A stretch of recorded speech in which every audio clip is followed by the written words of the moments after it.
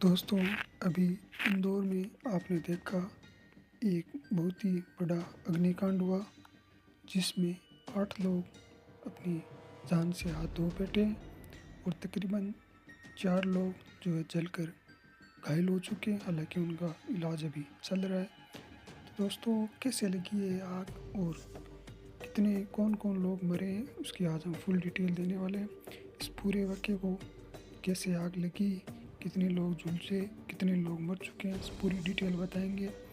तो वीडियो शुरू करने से पहले अगर आपने हमारे चैनल को सब्सक्राइब नहीं किया है तो अभी अभी सब्सक्राइब कीजिए, वीडियो को लाइक कीजिए, कमेंट में अपनी राय दीजिए। दोस्तों, सब्सक्राइब कीजिए, अभी मुझे सपोर्ट की बहुत ज़्यादा ज़रूरत है, और वीडियो को शेयर भी कीजिए। तो चलिए शुरू करते हैं। तो दोस्तों, ये घटना इंदौर से है।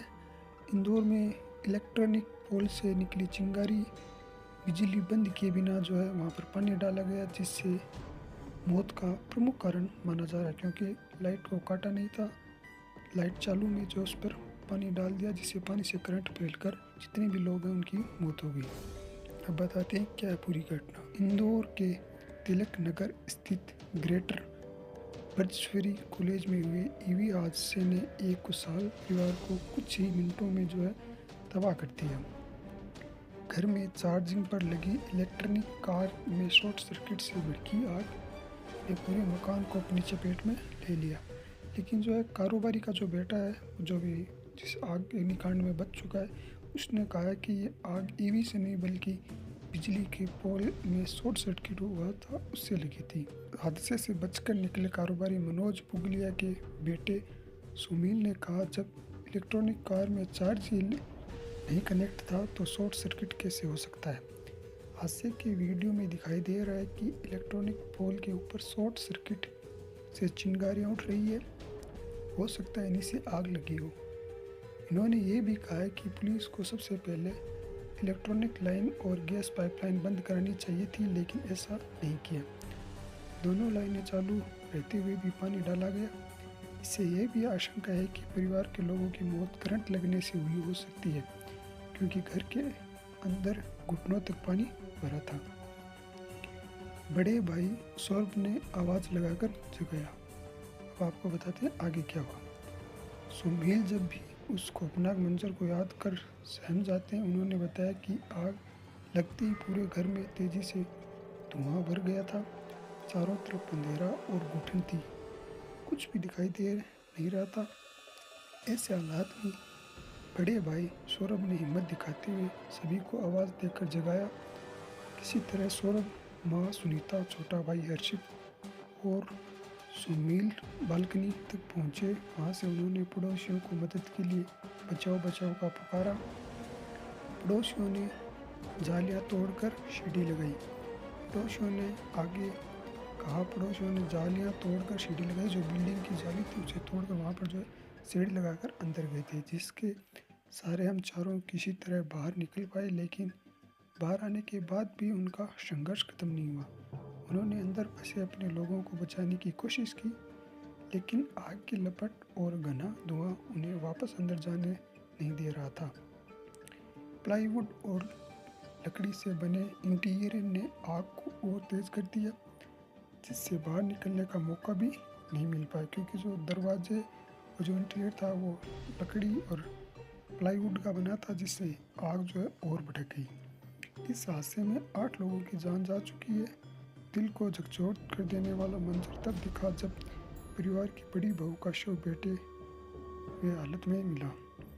वहीं परिवार की एक परंपरा ने छोटी बहू की जिंदगी बचा ली, जो उस दिन मायके में होने की वजह से इस हादसे से दूर रही, जब बचाने की कोशिश भी नाकाम हो गई।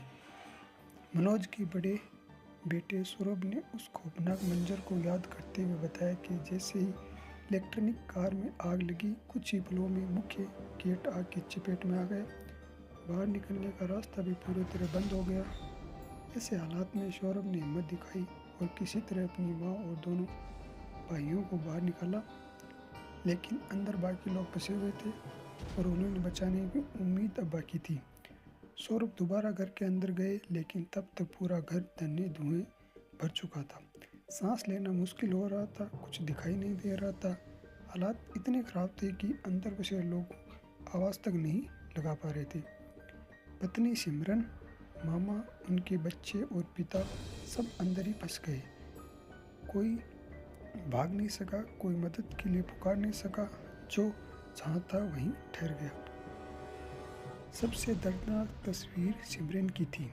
वह बैठी हुई अवस्था में ही रह गई, जैसे आखिरी पल तक इंतज़ार कर रही हो, क्योंकि वो जैसे बैठी थी उसी हालत में उसका शव मिला। कोई उन्हें बचा ले। एक बेटे और पति के सामने उसका पूरा परिवार उसकी आंखों के सामने ही छिन गया और वह कुछ नहीं कर सका। यही बेबसी इसी हादसे की सबसे बड़ी त्रासदी बन गई। रेस्क्यू के दौरान सीढ़ियों पर 3 लोगों के शव मिले। हादसे की सूचना मिलते ही पुलिस, एसएसएफ और एडीआरएफ की टीम मौके पर पहुंची और राहत बचाव कार्य शुरू किया। रेस्क्यू के दौरान दूसरी मंजिल ले जाने वाली सीढ़ियों पर 3 लोगों के शव मिले। इससे अंदाज़ा लगाया गया कि ये लोग जान बचाने के लिए छत की तरफ भाग रहे थे, क्योंकि जो लोग हैं वो अंदर से दूसरी मंजिल की तरफ जा रहे थे ताकि छत पर जाकर नीचे कूद जाए। लेकिन अग्नि ने इतना मौका उन्हें नहीं दिया कि वो बाहर जा सके और वो छत पर ही मर चुकी। चलिए आगे बढ़ते थे। लेकिन रास्ते में लगा चैनल गेट बंद था, जिससे वे बाहर नहीं निकल सके। इसी बीच पूरे घर में धुआं भर गया और दम घुटने की से उनकी मौत हो गई। यह दृश्य देखकर रेस्क्यू टीम भी भावुक हो गई, क्योंकि साफ था कि ये लोग आखिरी पल तक बचने की कोशिश कर रहे थे, लेकिन एक बंद दरवाजे ने उनकी ज़िंदगी छीन ली। प्लाईवुड के कारण तेज़ी से आग घर में फैल गई, क्योंकि लकड़ी का फर्नीचर था। इसकी वजह से जो है पूरी आग पूरे घर में फैल गई। पुलिस ने जो जांच में बताया, तो चलिए आपको बताते हैं। पुलिस जांच में सामने आया कि मनोज पुंगलिया का घर पूरी तरह फर्नीचर था। खास पर फर्स्ट फ्लोर पर प्लाईवुड और लकड़ी के फर्नीचर से इंटीरियर किया गया था। जब फर्स्ट फ्लोर पर आग लगी तो इन जो ये जलने वाले पदार्थ थे उन्होंने तेज़ी से आग पकड़ी।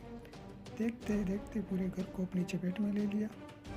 जांच में फोर्स में शॉर्ट सर्किट के निशान भी मिले। यहीं पर घर में खड़ी बुलेट करीब 17 लाख रुपए की हायाबुसा बाइक और एक स्कूटर जलकर खाक हो गई। घर में कुछ केमिकल भी रखे हुए थे, जिनसे आग और ज़्यादा बढ़ गई। इन्हें सभी कारणों ने मिलकर आग को बेहद खतरनाक बना दिया, जिससे बचाव का मौका भी बहुत कम मिल पाया। अब जो है आपको बताते हैं ये मनोज पुंगलिया की कहानी। क्यों इतना बड़ा घर था, इतनी गाड़ियाँ थी, बुलेट और इतनी महंगी महंगी हायाबुसा बाइक थी। मेहनत से खड़ा किया था सब कुछ एक पल में ख़त्म।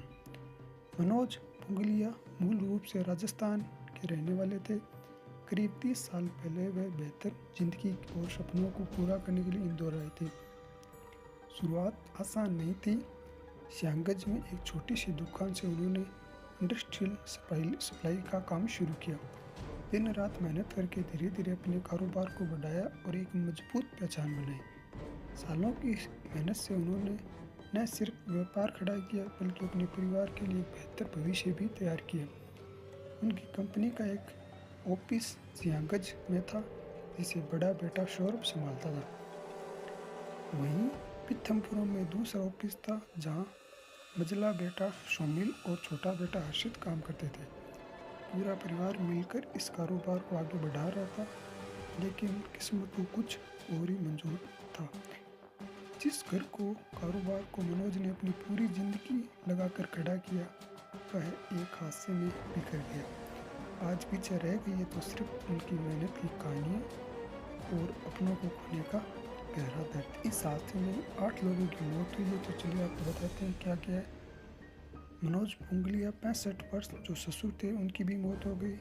सिमरन पुंगलिया जो बहू थी उसकी भी मौत हो गई।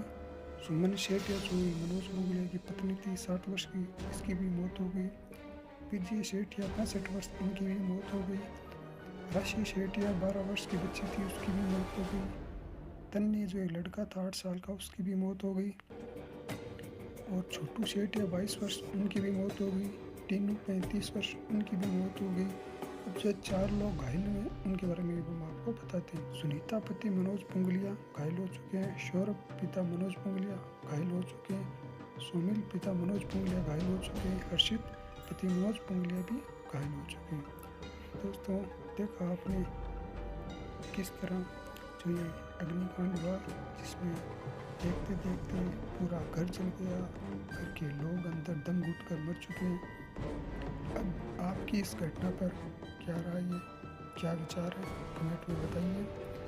और हम भगवान से दुआ करते हैं कि इनकी आत्मा को शांति मिले, क्योंकि ये प्राकृतिक घटना जो कल को किसी के भी साथ हो सकती है, लेकिन इसमें जो मुख्य कारण जो है आग बढ़ने का, वो लकड़ी का फर्नीचर और जो घर में केमिकल था वही है, क्योंकि ऐसे तो इतनी जल्दी आग आगे नहीं जाती, लेकिन वो लकड़ी का फर्नीचर उनकी वजह से जो है आग ने बहुत कम समय में बहुत बड़ा रूप ले लिया और अंदर के बचे लोग दम घुटने से ही मर गए। तो आपके इस घटना पर क्या विचार है, कमेंट में बताइए। हम मिलते हैं एक और ऐसे नई वीडियो में, तब तक के लिए जय हिंद, जय भारत। दोस्तों, चैनल को सब्सक्राइब जरूर करना।